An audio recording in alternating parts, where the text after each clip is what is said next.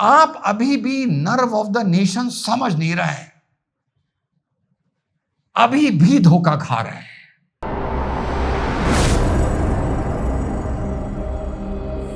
Hello, नमस्कार, सत श्री अकाल, अस्सलाम वालेकुम। कैसे हैं जनाब? तो साथियों, मोदी जी का एक फिर वीडियो, सेल्फी वीडियो इंस्टाग्राम पर अपलोड हुआ। आई डोंट नो ये 5th हुआ या 4th हुआ एक्चुअली। अब इतने आ रहे हैं कि याद नहीं रख पा रहे कि कौन सा हुआ। तो उसमें यह हुआ कि मोदी जी ने उदारता दिखाते हुए उन सभी बच्चे बच्चियों को जिन्होंने भद्दी भद्दी गालियां दी थी, सड़क छाप बाजारू टाइप, उनको माफ कर दिया। उन्होंने शुरू में तो आलोचना करी अपनी इस वीडियो में, क्लिप में, लेकिन फिर उन्होंने उनको माफ कर दिया। क्या घर के बच्चे हैं, बच्चों से गलती हो जाती है, हमको उनको सुधारना चाहिए, बहुत अच्छी बात है, रिफॉर्म करना चाहिए, बहुत अच्छी बात है। और साथ में उन्होंने ये भी एक अच्छा उदाहरण दिया कि अगर आपकी जो जुबान है आपके दांत में आ जाए, जैसे कभी है, तो फिर आप क्या दांत तोड़ देते हो? नहीं, बिल्कुल सही बात है, बिल्कुल नहीं तोड़ते। हाँ, कभी कभी जीवन में साल, 2 साल, 3 साल, 5 साल में एक बार आपकी जो जुबान है अगर आपके दांत में आ जाती है, माना जाता है अगर आप कुछ खा रहे हो और साथ में बोल रहे हो, तो नहीं, उसको दांत थोड़ी तोड़ दिया जाता है, बिल्कुल सही बात है। लेकिन अगर ये रिवायत बन जाए कि आपकी जुबान दांतों में आई जा रही है, तो मोदी जी इसके 2 मायने होते हैं।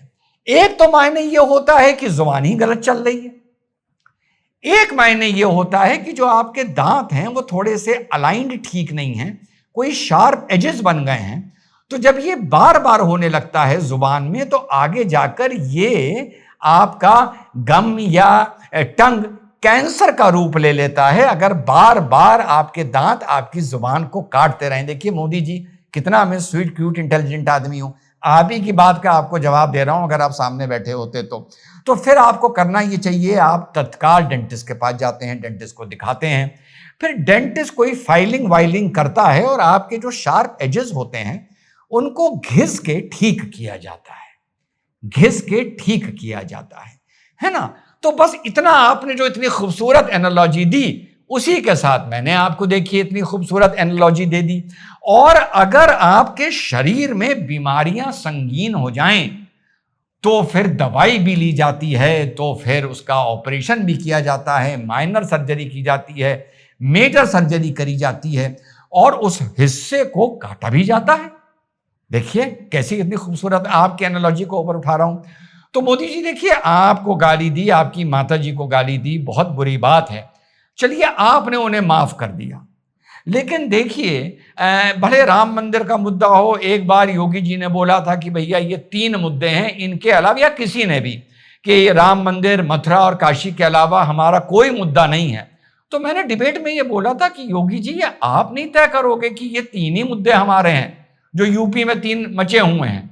हो सकता है कोई गुजरात से आए, हो सकता है कोई महाराष्ट्र से आए, हो सकता है कोई और कहीं से आए, जो कहे कि भैया तुम्हारे लिए मथुरा काशी अयोध्या इंपॉर्टेंट है, मेरे लिए भोजशाला इंपॉर्टेंट है। तो आप कैसे तय कर सकते हैं? पूरे हिंदू का आप कैसे ठेका इस तरह से ले सकते हैं?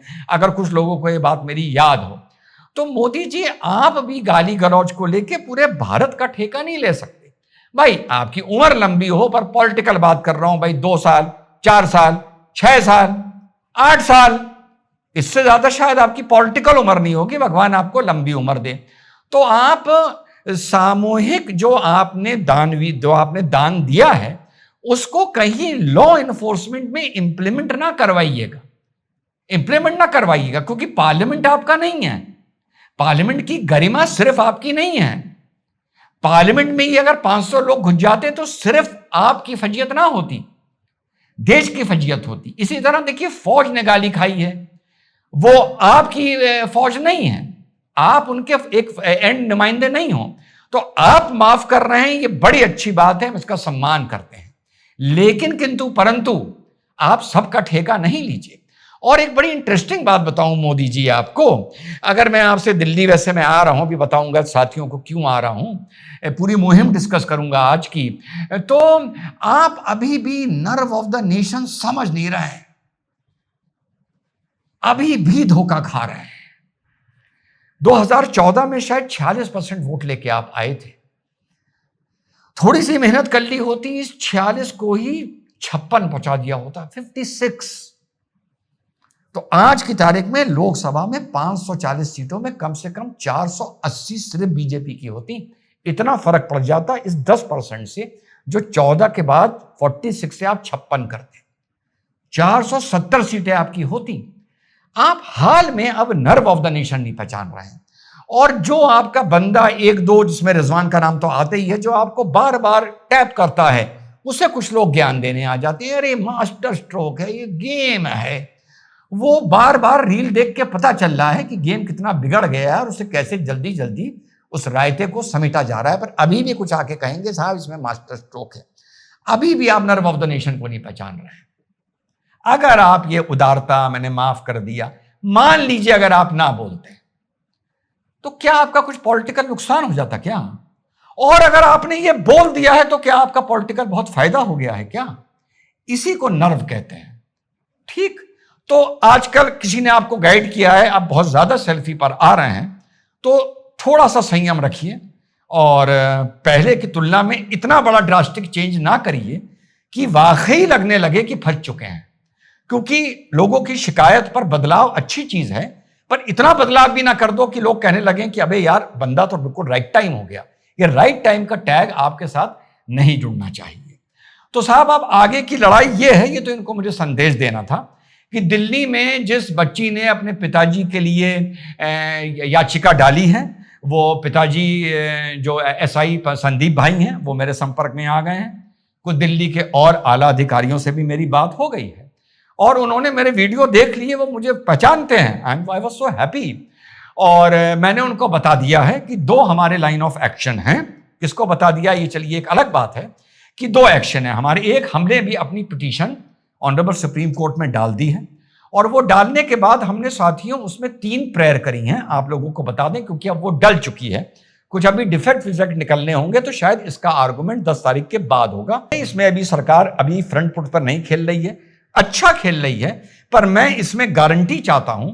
और दूसरा यह है कि जिनके ऊपर भी मुकदमे हुए हैं उनके ऊपर मुकदमे किसी कीमत पर वापस ना लिए जाएं, किसी कीमत पे ना लिए जाएं। और किसी को अगर जेल से छूटना है तो वो बेल का प्रोसीजर अडॉप्ट करे। और तीसरी बात यह भी बता रहा हूं कि सरकार इस तरीके से मुकदमा वापस ले ही नहीं सकती। अगर लेगी और मैं निराश नहीं होऊंगा तो लेने के बाद फिर हम सुप्रीम कोर्ट जाएंगे। 3 तरीके होते हैं एक मुकदमे को हैंडल करने के। एक होता है वो एक्सपंज कर दिया जाता है, एक होता है विवेचना के बाद उस पर फाइनल रिपोर्ट लग जाती है यानी अपराध नहीं बनता है, एक होता है विवेचना के बाद चार्जशीट लग जाती है यानी किसी पर अपराध साबित हो जाता है। एक्सपंज उस सूरत में होता है जब कोई बिल्कुल ही तर्कहीन मुकदमा हो, जो घटना हुई ना हो और उस पर मुकदमा लिख दिया जाए, तो एक्सपंज तो यहां मुकदमा हो ही नहीं सकता। क्योंकि क्या 20 जुलाई की घटना को आप डिनाई कर देंगे कि ऐसी कोई घटना हुई नहीं थी? या तो आप विवेचना कर इस पर फाइनल रिपोर्ट लगाइए या आप चार्जशीट लगाइए। चार्जशीट कर लगने के बाद एक कैबिनेट से रेजोल्यूशन आता है, एक चीज को पास किया जाता है कैबिनेट कमेटी में और फिर सरकार कोर्ट को लिखती है कि इस मुकदमे को वापस लिया जाना है और उसमें जो वादी होता है उससे पूछा जाता है। तो ये किसी सरकार के घर की बाप की खेती नहीं है। घर की खेती के किसी का मुकदमा चाहे वापस ले लो, खास तौर से इतने बड़े सामाजिक मुद्दे में। हां, एक ऐसी कुर्सी है इस देश में जो मुकदमा वापस ले सकती है, वो महामहिम राष्ट्रपति की है। नरेंद्र मोदी जी भी किसी का मुकदमा कानून नजरिए से वापस नहीं करवा सकते, क्षमा वो भले किसी को कर दें। कोशिश कर रहा हूं मैं कि मैं मंडे को दिल्ली हूं और साहब से ये कहूं कि ये अर्जेंट मैटर है। 10-11 तारीख को ये लगने जाएगा जो एक प्रोसीजर होता है। साहब आज या कल में आप मुझको सुन लीजिए, आपकी बड़ी मेहरबानी होगी। साथ में उस जो पुलिसकर्मी है उनके परिवार की भी याचिका मंडे को लगी हुई है। तो देखते हैं कि हम सुप्रीम कोर्ट से क्या रिलीफ ला पाते हैं कि सरकार जो थोड़ा सा डिली डाली कर रही है वो बिल्कुल मामला शांत हो जाए।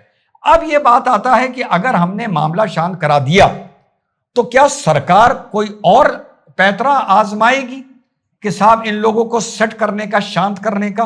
तो उसके जवाब में 8 तारीख को हम लोग जंतर मंतर पर साथियों बैठ रहे हैं। ये एक दिन का चेतावनी सभा होगी, हम इसे धरने का नाम नहीं दे रहे हैं। ये लगभग 10 बजे से शाम के 6 बजे तक चलेगा। कोई मंच वंच नहीं सजेगा। भारत माता के मेरा वो स्टैंडर्ड सिग्नेचर है, भारत माता के फ्लैक्स होंगे, डूज एंड डोंट्स होंगे कि इसमें आप क्या कर सकते हैं क्या नहीं कर सकते हैं, माइक सिस्टम होगा और एक 8 घंटे की सभा होगी जिसमें सरकार को ज्ञापन दिया जाएगा अपनी मांगों का। मीडिया को बताया जाएगा कि सरकार हल्के में ना ले। अगर सरकार ने पुलिस वालों ने अगर कोई बदतमीजी करी है, किसी महिला के साथ करी है, तो बिल्कुल आप उसके खिलाफ कार्रवाई करिए, कर दीजिए सस्पेंड, हम उसकी पैरवी करने नहीं आ रहे। लेकिन पुलिस वाले ने अगर किसी महिला को लाठी डंडा चला दिया है तो यह पुलिस वाले की जिम्मेदारी नहीं है। वो उस हुड़दंग के बीच में महिला गई थी तो लाठी डंडा लग गया, तो यह किसी भी गलत चीज में नहीं आता है। जब रानी लक्ष्मीबाई थी तो जब वो युद्ध में उतरी थी तो वो ये थोड़ी कह रही थी अंग्रेजों से कि तुमने मेरे ऊपर फायर कर दिया, तुमने मेरे ऊपर तीर चला दिया, तुम्हारी गोली मेरे बगल से निकल गई, ये नहीं कह रही थी ना। तो रानी झांसी अगर बनने का शौक है तो डंडा खाने के लिए तैयार रहो। हाँ, महिला हो कि अगर किसी ने कोई बदतमीजी करी है तो उसके खिलाफ भी कार्रवाई होनी चाहिए, ये बिल्कुल साफ बात है। तो भैया कुल मिलाकर हम सरकार से कहना चाह रहे हैं कि किसी को ना बख्शो, किसी को ना बख्शो भैया। 4 अगर पुलिस वाले सस्पेंड करने हैं जिन्होंने महिलाओं के साथ गलत हैंडलिंग करी है, और पिटाई को मैं गलत हैंडलिंग में नहीं गिन रहा हूं यहां पे, नए युग की जेनजी की रानी लक्ष्मीबाई भाइयों, ठीक, तो आप उनके खिलाफ एक्शन लीजिए लेकिन किसी को ना बख्शिए। तो 8 तारीख को ये चेतावनी सभा, मैं धरने का नाम नहीं दे रहा हूं, होने जा रही है साथियों। आप लोगों को बढ़ चढ़कर आना है, धरने के डूज एंड डोंट्स बता दिए जाएंगे और हमें उसी के दायरे में चलना है। हमें बताना है कि इंसान और कॉकरोचों में क्या फर्क होता है। भले कम लोग हों लेकिन एक शांतिपूर्ण राष्ट्रवादी धरना होना चाहिए। मीडिया में और सरकार को हमारी आवाज पहुंचनी चाहिए कि अगर आपने हमारी बिल्कुल नैतिक मांगे नहीं मानी तो फिर हम उसके बाद आपके खिलाफ फिर अनशन पर भी बैठते नजर आएंगे। फिर तैयारी बड़ी होगी, हमें हल्के में ना लीजिए। तो 8 तारीख को साथियों जो दिल्ली में आप लोग हैं, और हाँ एक अच्छा डेवलपमेंट बता दूं, अभी मेरी आधे घंटा अजीत भारती भाई से बात हुई है और मैंने उनसे बोला था, क्योंकि वो लोकल हैं, लॉजिस्टिक्स में वो ज़्यादा बेटर हैं, दिल्ली में वो दिल्ली में हैं, मैं लखनऊ से ऑपरेट करूंगा, कि आप रहिए 8 घंटे और वहाँ पर एक मैसेज दीजिए सरकार को कि हम तुम्हारे साथ नाराज अलग बात है, लेकिन अनैतिक काम राजनीति के चलते, देश के खिलाफ राजनीति के चलते, ये अगर सरकार ने काम करा तो वो देश के खिलाफ होगा, हम आपको नहीं करने देंगे। तो अजीत भारती भाई फिलहाल हमारे मंच पर रहेंगे, माइक संभालेंगे, मंच संभालेंगे। मंच का मेरा मतलब कोई वैसा मंच नहीं होगा, थोड़ा बहुत जहां माइक वाइक लगा होगा और जहां पे माइक सिस्टम होगा, बस इतना ही होगा।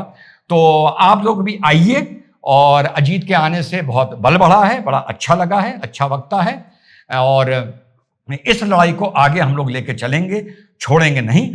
डोनेशंस हम किसी से नहीं ले रहे हैं, नॉट एट ऑल। अभी शुरू में मेरा जाना है, कल परसों 1-2 दिन मुझे दिल्ली रहना होगा, फिर सैटरडे को जाना है, थोड़ा बहुत ऑर्गेनाइज करना है। इस पैसे के लिए मुझे किसी से डोनेशन नहीं लेना है। आगे जाकर जब होगा कुछ तो मैं आपको बताऊंगा कि क्या मेरे दिमाग में है। अभी उस बात की चर्चा करने की जरूरत नहीं है साथियों। जय हिंद, वंदे मातरम, खुदा हाफिज।